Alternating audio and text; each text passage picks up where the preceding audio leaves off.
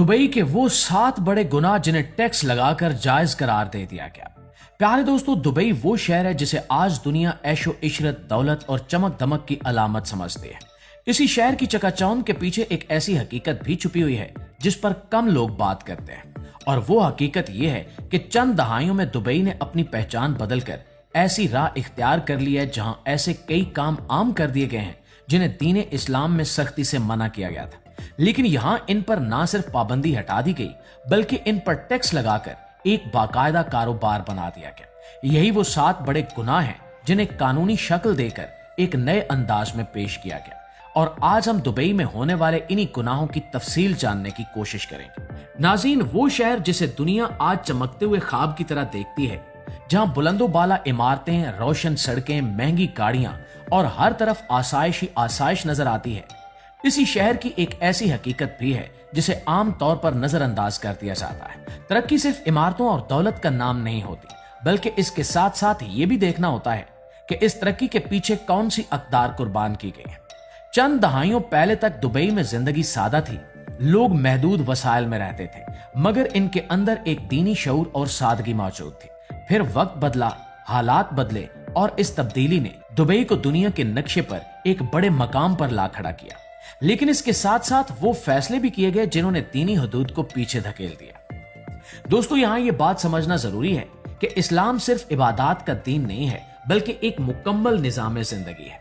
इसमें खाने पीने से लेकर कारोबार, लिबास, ताल्लुकात और मुआशरत तक हर चीज के असूल बयान किए गए हैं। जब कोई मुआशरा इन असूलों को छोड़कर सिर्फ दुनियावी फायदे को तरजीह देता है, तो फिर वो आहिस्ता आहिस्ता उन रास्तों पर चल पड़ता है जो बज़ाहिर आसान और फायदेमंद लगते हैं, लेकिन अंजाम के लिहाज से खतरनाक होते हैं।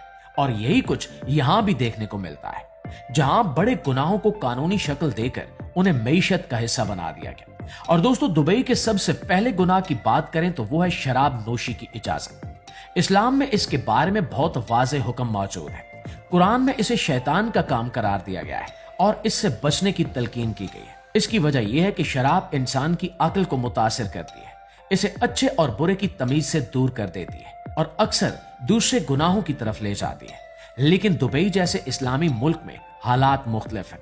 दुनिया भर से आने वाले सयाहों को सहूलत देने के नाम पर शराब की फरोख्त को कानूनी बनाया गया है। बड़े बड़े होटलों, बार्स और रेस्टोरेंट्स में ये खुले आम दस्तयाब है। हुकूमत इस पर लाइसेंस देती है और हर फरोख्त पर टैक्स वसूल करती है। यानी एक ऐसा अमल जो दीन में मना है, उसे आमदनी का जरिया बना दिया गया है। और ये सिर्फ एक कारोबार नहीं बल्कि एक सोच की नुमाइंदगी करता है कि अगर कोई चीज पैसा कमा सकती है तो उसे जायज बना दिया जाए। प्यारे दोस्तों, इसके बाद दूसरा गुनाह जिसे टैक्स लगाकर जायज करार दिया गया वो जुआ है। जुआ इस्लाम में सख्ती से मना है, जो इंसान को मेहनत से दूर करता है और इसे किस्मत के सहारे जीने का आदी बना देता है। इसमें एक शख्स जीतता है तो दूसरा हारता है, और अक्सर लोग अपनी जमा पूंजी खो बैठते हैं। लेकिन दुबई में इसको भी एक नई सनत के तौर पर मुतारिफ करवाया जा रहा है। बड़े मंसूबे बन रहे हैं, आलमी कंपनियां शामिल हो रही हैं और ऐसे कैसीनोज तैयार किए जा रहे हैं जहां लोग आकर जुआ खेल सकें। और इसके पीछे मकसद सिर्फ एक है, ज्यादा से ज्यादा पैसा कमाना। इस्लामी नुक्ता नजर से देखा जाए तो ये ना सिर्फ एक गुनाह है बल्कि मुआशरती बिगाड़ का सबब भी है, क्योंकि ये लोगों में लालच और हसद पैदा करता है। लेकिन दुबई में इसे जायज करार दिया जा चुका है, जो यहाँ के हुक्मरानों की पस्त ज़हनियत और दीन इस्लाम से दूरी की एक बड़ी मिसाल है। इसी तरह तीसरे नंबर पर नाइट क्लब्स का मामला है। ये वो जगह है जहां रात भर मौसीकी, रक्स, शराब और बेहयाई का माहौल होता है। यहाँ मर्द और औरतें बगैर किसी हद के एक दूसरे के साथ घुल मिल जाते हैं। देखा जाए तो इस्लाम में हया को बहुत अहमियत दी गई है और इसे ईमान का हिस्सा करार दिया गया है, मगर दुबई में इस तस्वुर को कमजोर कर दिया गया है। दुबई में हजारों नाइट क्लब्स खुल चुके हैं जो रात भर फहाशी बांटते हैं। इन नाइट क्लब्स को बाकायदा इजाजत दी जाती है। वो दुबई हुकूमत को टैक्स देते हैं और सियाहत का एक बड़ा जरिया बन चुके हैं। ये सब कुछ इसलिए किया जा रहा है ताकि ज्यादा से ज्यादा लोग यहाँ आए और खर्च करें। लेकिन इस्लाम ने इस बेहयाई को सख्ती से मना किया है। दोस्तों, अगले नंबर पर बात करते हैं लिबास और बेपर्दगी की। ये मामला भी इसी तब्दीली का हिस्सा है।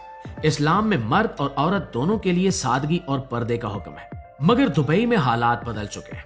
साहिलों, माल्स और अवामी मकामात पर ऐसा लिबास आम है जो इस्लामी तालीमात के खिलाफ है। ये तब्दीली आहिस्ता आहिस्ता आई। पहले कुछ नरमी की गई, फिर मजीद आजादी दी गई और आखिरकार मुकम्मल आजादी दे दी गई। नतीजा ये निकला कि अब वो मुआशरा जो कभी अपनी सादगी के लिए जाना जाता था, एक मुख्तलिफ शक्ल इख्तियार कर चुका है। इसी तरह जिना का मामला भी बहुत अहम है। इस्लाम में इसे बड़े गुनाहों में शुमार किया जाता है और इसे सख्ती से मना किया गया है। लेकिन दुबई में गैर शादीशुदा मर्द और औरत का एक साथ रहना आम हो चुका है। होटलों में कयाम, एक ही घर में रहना, सब कुछ कानूनी बना दिया गया है। इसका मकसद सियाहत को बढ़ाना और होटलिंग इंडस्ट्री को फायदा पहुंचाना है। मगर इसके असरात मुआशरे पर गहरे होते जा रहे हैं। खानदान कमजोर हो रहे हैं, रिश्तों की पामाली आम होती जा रही है और एक बेमकसद जिंदगी परवान चढ़ रही है जो दुबई जैसे इस्लामी मुल्क के लिए मुनासिब नहीं है। मौसीकी और तफरीह सनत भी एक बड़ा किरदार अदा कर रही है। बड़े बड़े कंसर्ट, शोज और इवेंट्स मुनक्किद होते हैं जिनमें दुनिया भर से फनकार हिस्सा लेते हैं और ये सब कुछ सियाहत और मईशत के नाम पर किया जाता है। लेकिन इस्लाम में वक्त की कदर और फजूलियात से बचने की तलकीन की गई है। जब एक मुआशरा अपनी तवज्जो सिर्फ तफरीह पर मरकूज कर लेता है तो वो अपनी असल जिम्मेदारियों को भूल जाता है। हराम गोश्त और खास तौर पर सुअर का गोश्त भी यहाँ खुले आम दस्तयाब है। इस्लाम में इसे वाज़ेह तौर पर मना किया गया है, लेकिन गैर मुस्लिम आबादी की सहूलत के लिए इसकी फरोख्त को कानूनी बनाया गया है। सुपरमार्केट्स, होटलों और ऑनलाइन सर्विसेज के जरिए ये आसानी से मिल जाता है और इस पर टैक्स भी लिया जाता है, यानी एक और हराम चीज को आमदनी का जरिया बना दिया गया है। प्यारे दोस्तों, इस्लामी नुक्ता नजर से देखा जाए तो ये तमाम चीजें एक बड़े मसले की निशानदेही करती हैं। जब एक मुआशरा अल्लाह के अहकामात को नजरअंदाज करता है और सिर्फ दुनियावी फायदे को तरजीह देता है तो वो एक खतरनाक रास्ते पर चल पड़ता है। कुरान में बार बार ये बात कही गई है कि दुनिया की जिंदगी आरसी है और असल कामयाबी आखिरत में है। अगर इंसान सिर्फ दुनिया के पीछे भागेगा तो वो अपनी असल मंजिल को भूल जाएगा। ये भी हकीकत है कि हर मुआशरा अपनी तरजीहात के मुताबिक फैसले करता है। कुछ मुआशरे दीन को मुकद्दम रखते हैं, कुछ दुनिया को। दुबई में ऐसा लगता है कि दुनियावी फायदे को ज्यादा अहमियत दी गई है। इसके नतीजे में वो सब कुछ आम हो गया है जो कभी ममनू था। लेकिन सवाल यह है कि क्या ये रास्ता हमेशा कामयाबी की तरफ ले जाएगा या फिर एक वक्त आएगा जब इसके मनफी असरात सामने आएंगे। तारीख हमें यही सिखाती है कि जब भी कोई कौम अपने उसूलों से हटती है तो इसे मुश्किलात का सामना करना पड़ता है।